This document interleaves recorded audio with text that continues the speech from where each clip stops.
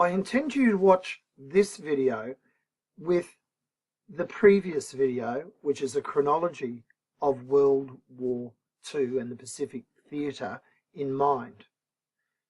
Without having a sense of location, without a sense of the geography of the Pacific War, it's very hard to really understand how the war played out. So this large map you've got here is the way Europe, I'll get it right in a moment, the way the Pacific was on the 1st of September 1939, on the day that the Nazis invaded Poland. There were a number of nations with territories throughout the Pacific and Asia. At the end of the First World War, territorial settlements gave permission to different countries to control different locations. And you can see that Japan actually had a significant number of territories in the Pacific. You can see the Americans had significant possessions in the Pacific. The British had significant possessions in the Pacific. The Dutch were here through what we would now call Indonesia. The British Empire has stretched from India into Burma. Thailand is an independent nation. By 1942, that world had changed. And in the smaller map, you can see the boundaries of the Japanese Empire, what they referred to as their co-prosperity zone or co-prosperity sphere. Essentially, that was the area that the Japanese had conquered. So let's go on a bit of a journey and see how the war played out and where the major battlefields were, and hopefully connect the sense of chronology to location. Some would argue that the war, World War II, actually begins in China with the war of Japan against China.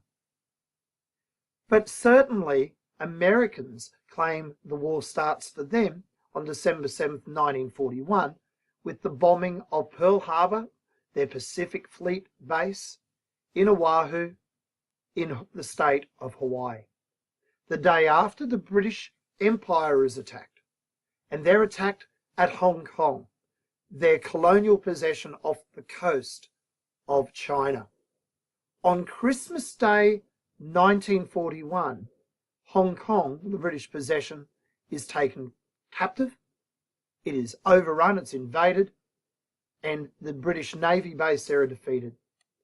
The British at this stage are at war with the Japanese, who seem to have designs on the British territories in Burma and on India. On December 27th, 1941, 2 days after the fall of Hong Kong, Prime Minister John Curtin's speech, in which he says Australia looks to America, is leaked to the Melbourne media, and it goes to print. It's often thought of as a speech, but it was actually a never spoken speech. You won't hear a recording of it. It's actually a written speech that is leaked to the media. Not long after, in the new year of 1942, the major American possessions in the Pacific, the Philippines, falls.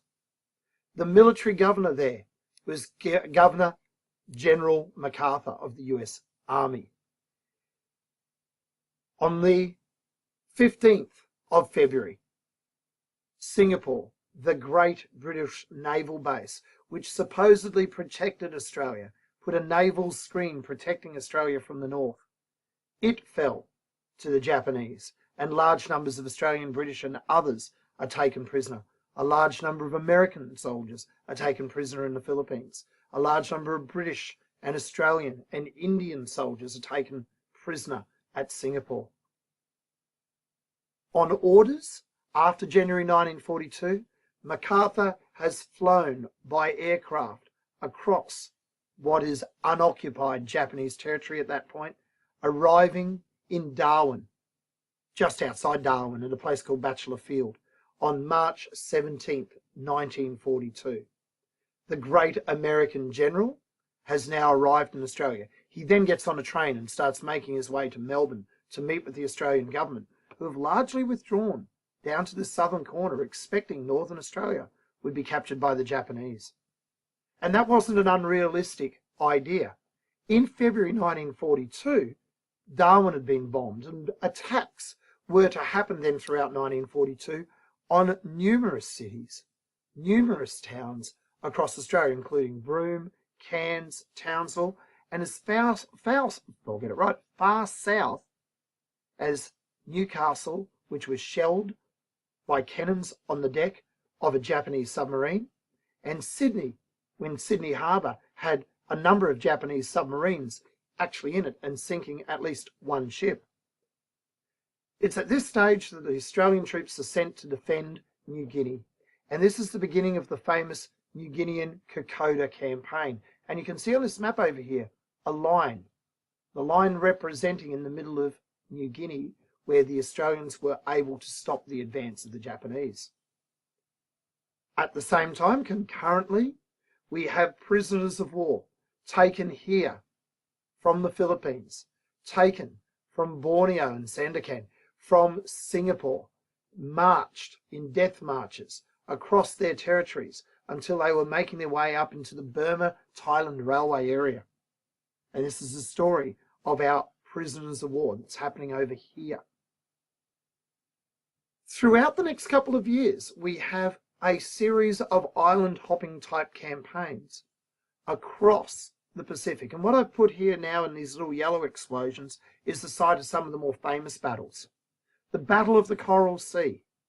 The Japanese sent an invasion fleet around the New Hebrides, around the Solomon Islands, into the Coral Sea in an attempt to attack Port Moresby from the southern side, cut off the Australian troops and capture the island of New Guinea. This looked like an invasion fleet heading towards Australia, and there's no doubt, I don't think anyway, that should New Guinea have fallen to the Japanese, they would have considered the next stage of an invasion of Australia itself. At the Coral Sea, Australian and American forces intercepted the Japanese Navy, and a large naval battle was fought here in the Coral Sea on the other side of the Great Barrier Reef, in which the Australians and the American Navy were victorious. Another great American victory was at the Battle of Midway, roughly a month later. At the Battle of Midway, the Japanese, who had sent an invasion fleet again to attack Hawaii, to move out here to cut off American supply lines, were ambushed at sea by an American fleet who attacked them from over the horizon using aircraft. And the Battle of Midway stopped the Japanese advance in the mid-Pacific. And you can see where it is here. Other fighting took place in areas like Wake, for example, Wake Island over here.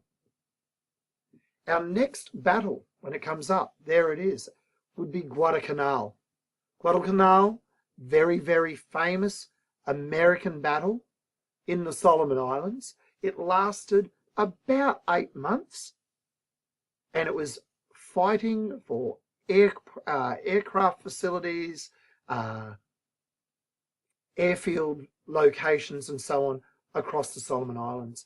One of the great dive locations for scuba divers in the world is Guadalcanal. Huge amount of ships and aircraft sunk in the Solomon Islands. If we advance then throughout 1944, we'll see battles taking place all the way across this area. The Australians reached the northern coast of New Guinea. But by February 1945, the Americans are reaching close to the Japanese archipelago. They hit a Japanese-speaking island of Iwo Jima, perhaps the first of the Japanese home islands that they're going to encounter. And a huge amount of fighting takes place on Iwo Jima. And the famous Marine raising of the flag takes place on Iwo Jima, a very, very famous moment in America's modern history. Then a huge amount of fighting for airfields, locations from which bombing of Japan can take place on the island of Okinawa, here off the coast of Japan. The final two yellow explosion marks I've got here are the atomic bomb sites of Hiroshima and Nagasaki, which bring the war to end in August 1945.